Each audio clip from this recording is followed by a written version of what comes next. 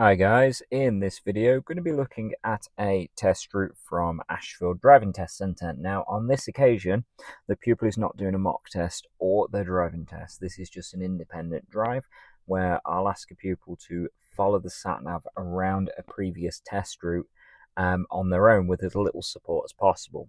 So coming up to the end of the driveway, you can see the pupil keeps the car nice and straight before entering the road and gets right up to that giveaway line. You must do that when you leave an Ashfield Test Centre, else you're not going to be able to see what's coming around the signs on the right, and you're not going to keep within the lines that are marked out for your exit route. If you're cutting over the lines on the left or right there, whether you're turning left or right, then you're cutting into the incoming lanes for the test centre and for Lockwood's on the left, which of course we don't want to be doing. At the traffic lights, you see the pupils lined up nicely on the right, ready for a right turn. And as we turn right, you can see the filter arrow on the far side, allowing the pupil to go straight across the junction. The oncoming car's on red there, of course, so keep your eye out for those filter lights. Notice how the pupils put themselves in the left-hand lane there as well. This is the position you want to find yourself in after any turn, unless you're turning right shortly afterwards. So if you're taking another right turn, then you'd want to be in the right-hand lane ready to filter off into those other lanes.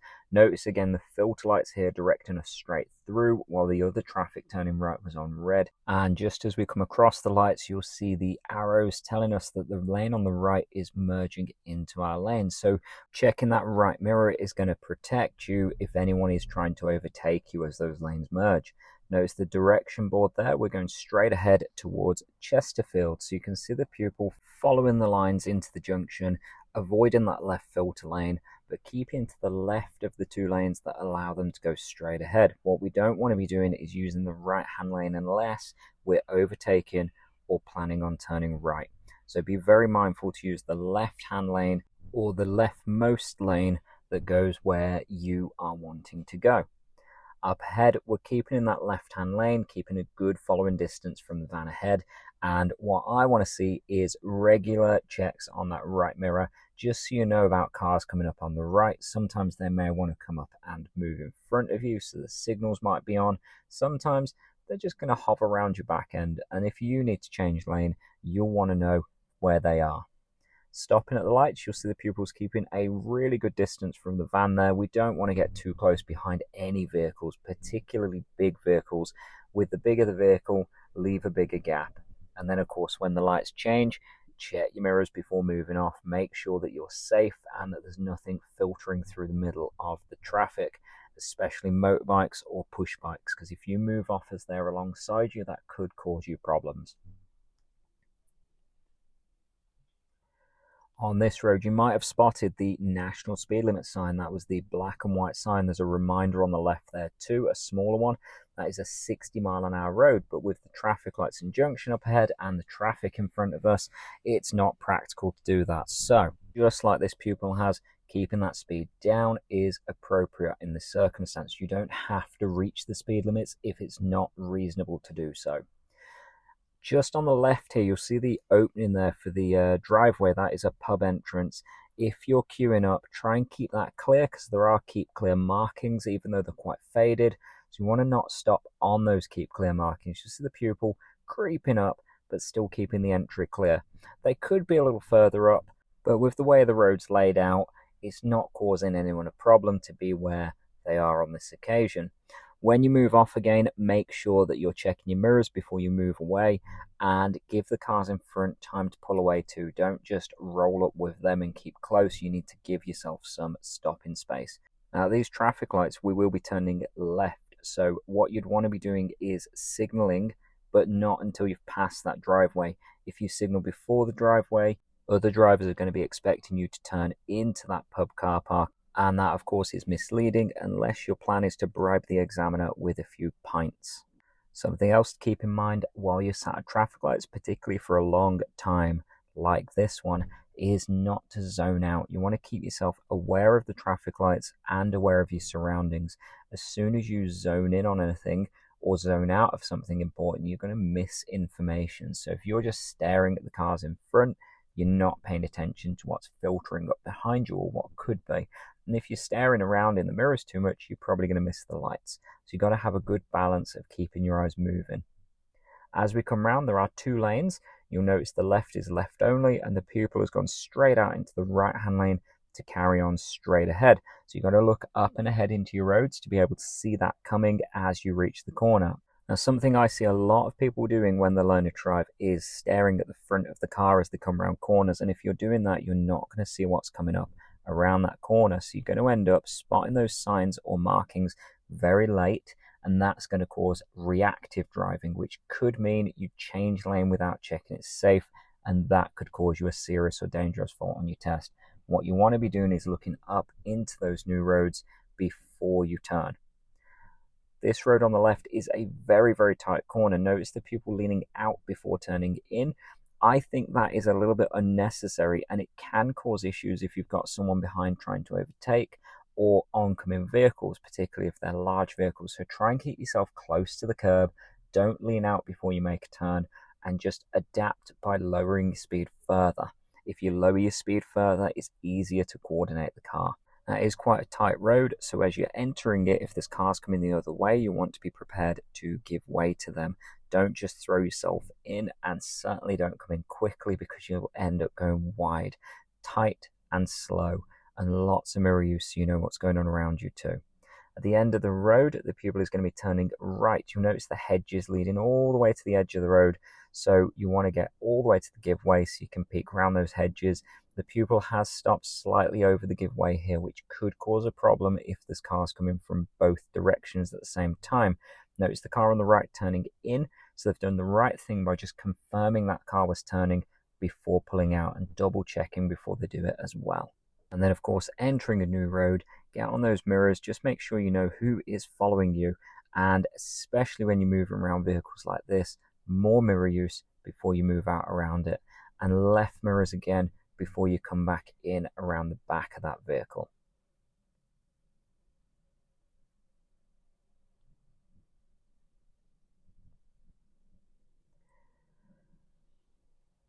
As we approach the end of the road, we're going to be taking a left turn. Now this one is a little bit more open than the last turn, but you'll still need to slow down and make sure there's nothing coming from the right that is going to affect you. And on the left, there's often quite a few parked cars, so you need to look up and make sure you've got room. Notice the white car on the left there parked up. So if you come out of there too quickly, not looking into that turn first, and there's oncoming vehicles, you could end up having to react quite quickly to what you've just moved into.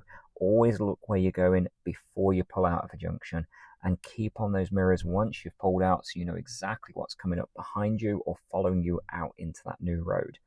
Now, with the amount of parked cars and warnings about the school zone here, I think the pupil's done a really nice job of just keeping the speed down before getting into a more open space and picking the speed up again. If there's more going on, use those mirrors more and the speed less, and that's going to keep you safe as you go through those busy or narrow or built up areas.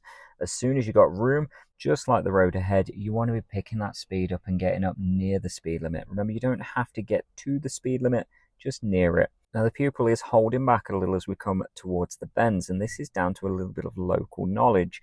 As we come around the bend, you'll see a gate on the left which has a big banner on it saying about car boot sales.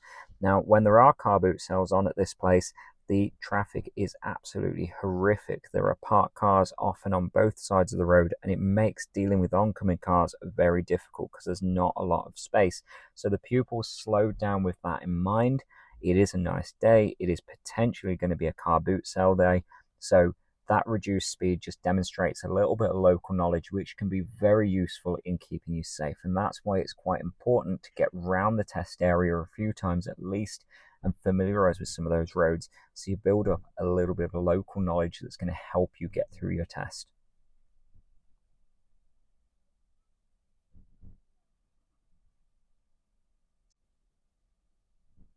Notice the warning here for traffic lights up ahead and another warning for crossroads. So as you come around the bend, you want to be watching out for vehicles coming out from the right and the left, especially because it's harder to see, and anyone using those crossings. As you approach, you can always cover the mirrors just to update yourself on what's going on behind you. This is going to demonstrate good awareness to that examiner and that you know what you're doing. Now, if you demonstrate good awareness to the examiner, they are going to see any faults you make as less risky than if you're not looking around. So make sure you're looking around frequently and demonstrating good awareness. We're turning left here. Now, because it's quite a gentle curve, my signals don't cancel when you straighten up the wheel afterwards. So you've got to keep an eye out for this. Most of the time the signals do cancel after you take a turn, but if they don't, then you'll want to catch that, because if you carry on down the road and leave your signal on and you don't pick up on it, then the examiners are going to put a serious fault down for that use of signals. At the traffic lights, we're going to be taking a right turn. It's quite a closed junction and you need to make sure that you're giving way to oncoming vehicles. The left and the right side will be on red lights as you make this turn. So you've got to look up into that new road, watching out for pedestrians, and don't get duped by that red light on the right. It does not apply to you. Then, of course, keeping your eyes up for that zebra crossing just beyond the van and anywhere that's not visible. So the van blocked our view there on the left, and you can see the pupil holding back from that van just so they can see that the crossing's clear before making progress, and that is absolutely spot on. It's a really good demonstration of awareness and planning, and the examiners are going to be looking for things like this to ensure that you are a safe driver before they give you that pass. Approaching this roundabout, you want to be mindful of the road on the right coming into the roundabout. You have to get quite close before you can see what's coming out of it. But of course, cars from your right get priority. So a slower approach allows you time to look around and see that it's safe before crossing that roundabout. What you don't want to do is rush into that roundabout and not check over the right side because of that exit entry even on the right. Down the hill here, we'll be taking a left turn. Coming into this road, there is normally a parked car on the left, so you want to come around nice and slow because these fences will block your view of what's in there. If there is a parked car, you're going to have to check your mirrors and move out onto the wrong side, so you need to see what's coming first. Now, we got a little bit of room on this occasion, which is quite nice. We're then turning right, and for this turn, you want to tuck yourself in near the curb and make sure you can see before you turn, just like this pupil does, keeping that right mirror covered for anyone who might try and cut the corner to get round you as well. Another tight road, so you want to be watching your mirrors, your left side in particular, to keep an eye on your clearance, and then of course your right side for anything that could be trying to get round you, just so you can keep yourself safe. Notice the pupils carrying a lowered speed, keeping it just under 20 miles an hour as we go around these bends. That allows plenty of time to respond if someone comes the other way. Even though the road's quite narrow and quite windy, it doesn't mean that cars coming the other way are going to be doing a sensible speed. So we want to carry a lowered speed so we got better chances of reacting safely to anything coming the other way.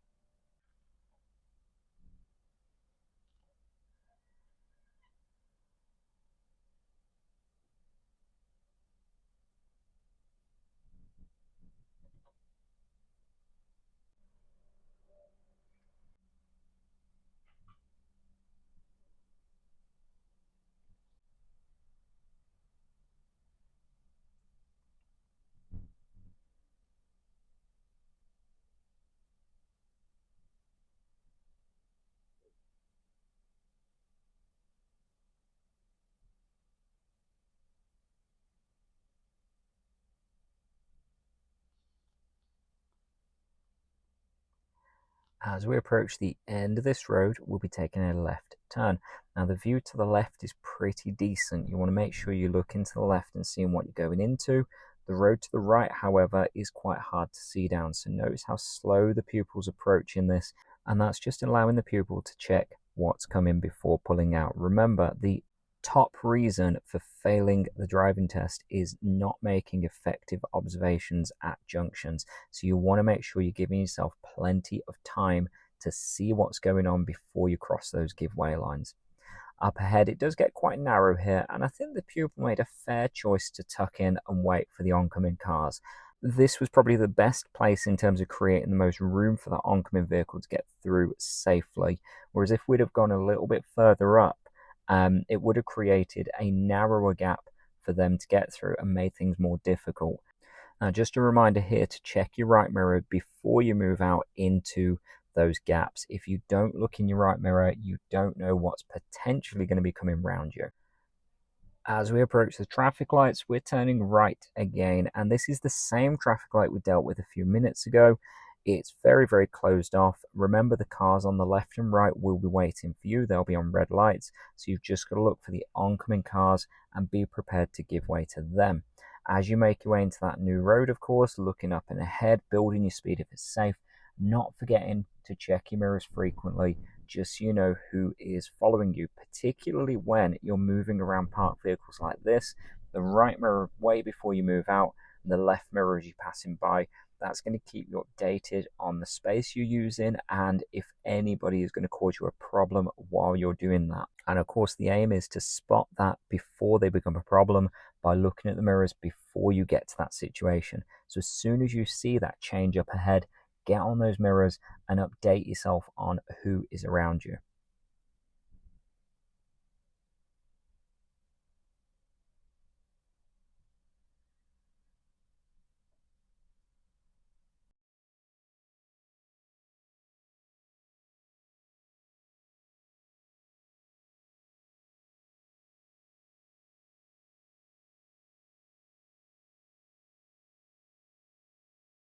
Entering this school zone, you should be traveling at a lowered speed, particularly as there are two speed ramps.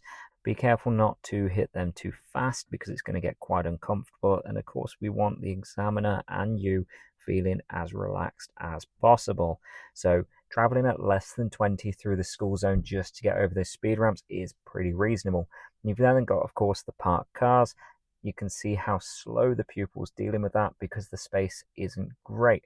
Using the mirrors is going to help you feel more comfortable in those tight spaces. But of course, the lowered speed is going to keep you safe. If you're going through there at 30 miles an hour, you've got less time to coordinate the car, more chance of misjudging that space.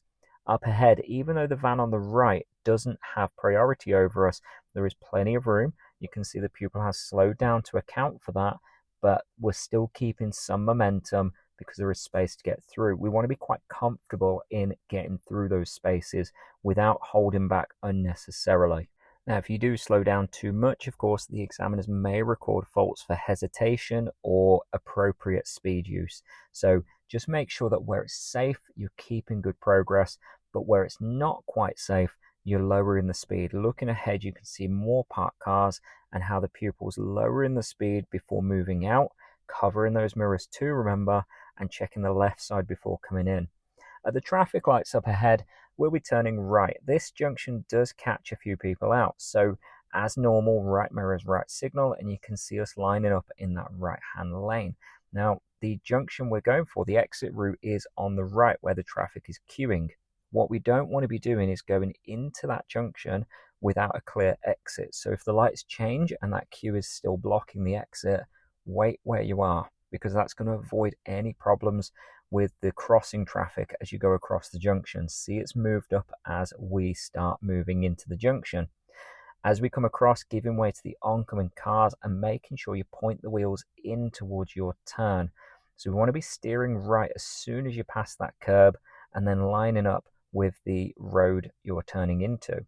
We've got some road works, of course, that's what's causing the traffic. So lots of mirror use, just looking ahead for any kind of traffic control, such as temporary traffic lights and any queues caused by that. So you can see the brake lights ahead and how the pupil's just coming up gently behind the queue, not rushing up to the back of those cars. Now, of course, if you're rushing up to the back of those cars, it's going to result in firm braking, and we don't want that. We want nice, smooth driving. When you're queuing up behind cars, remember, give a little bit of room behind them and keep checking those mirrors for anything filtering up behind you, such as push bikes or motorbikes.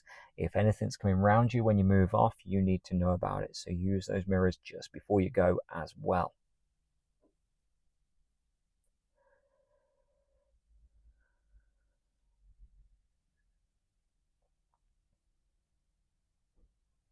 As you get closer to the lights, you want to be on those mirrors again before moving out. What you don't want to be doing is moving out without checking, because odds are someone behind you will be moving out early, and there's the potential they're going to try and get round you before you move out as well. It's not often that you'll come across people who do that, but it's worth covering your back for the one person who might do it.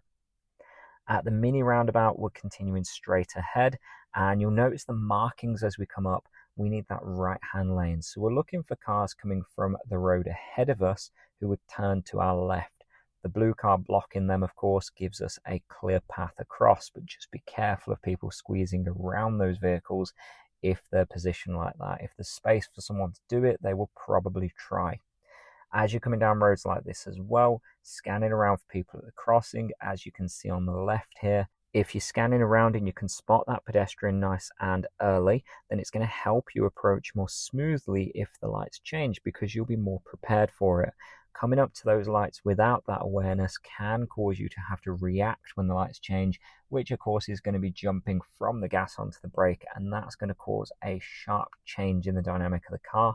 That's what makes it uncomfortable. So coming off the gas early, covering the brake, and just a smooth stop if you need it.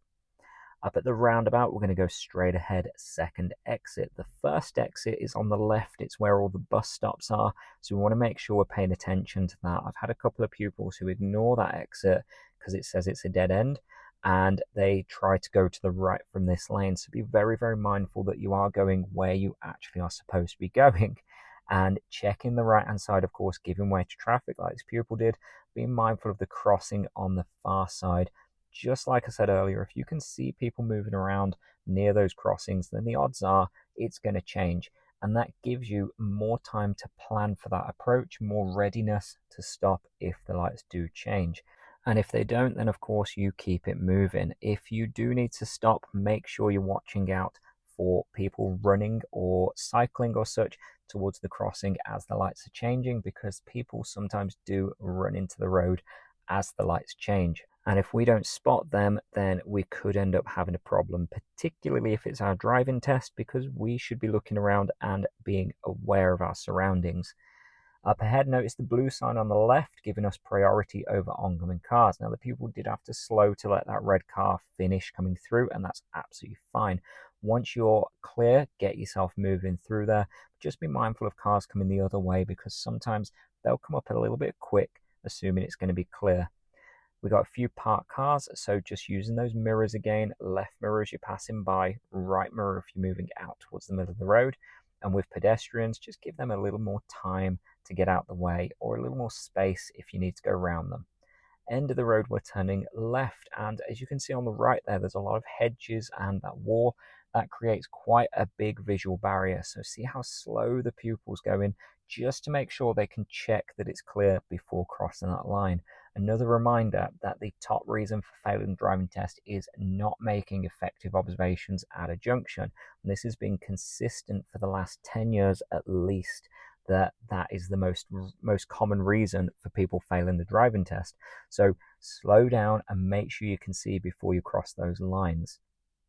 Up ahead, we're coming up to a roundabout, and this one you only have left or right as an option. You can't go straight ahead unless you want to buy a carpet.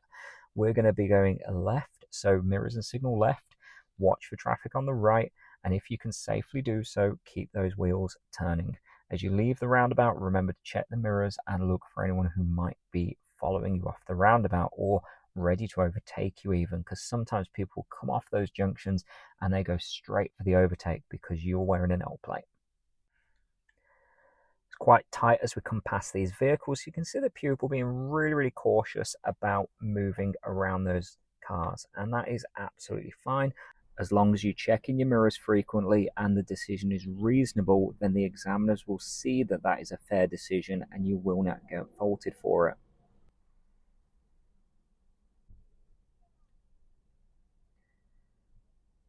Up ahead, we've got another pedestrian crossing, so you should be scanning for pedestrians who may be waiting to cross or looking to use that crossing. If there are people, remember, ease off that power and prepare to stop. Now up ahead, we've got another set of traffic lights where we can either go left or right, and you can see the pupils lined up on the right-hand lane, ready for that right turn. As you come around the bend, there are separate filter lights for left and right, so make sure you're looking at the correct traffic light. If you look on the far side, you'll see the two separate lights rather than one. Now that shows us that the left may go while we wait, or we may go while they wait. Sometimes they'll go together. You've just got to keep an eye on your set of lights and not get distracted by the other set of traffic lights. Again, check those mirrors before you move into the junction. Have a little scan round, make sure everyone is stopping, but keep the wheels turning if it's safe to do so. We don't want to be too cautious coming through traffic lights like that. A green light means you can go if it's safe, so a quick glance round, confirm it's safe, and keep going. Up ahead, this road does get a little bit tight at points with bollards in the middle and parked cars on the left. As you're moving around, remember, check those door mirrors before you move around those vehicles and make sure you're doing it consistently. If you don't look in your mirrors and something is coming around you, then that is going to cause you a problem, and we don't want that. So coming up here, right mirror before moving out around the cars, left mirror before coming back in. And that's just going to keep you aware of your surroundings and help you keep safe.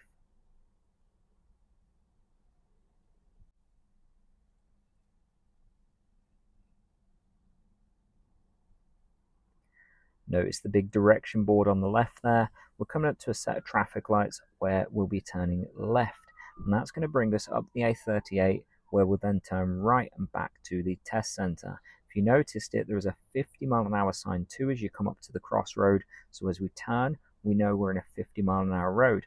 Keeping to the left, but being mindful of the right-hand side in case someone tries to come round you before having to merge in. And then, of course, build that speed up if it's safe to do so. If you can do 50 mile an hour reasonably safely, then that's what the examiners will expect you to be doing.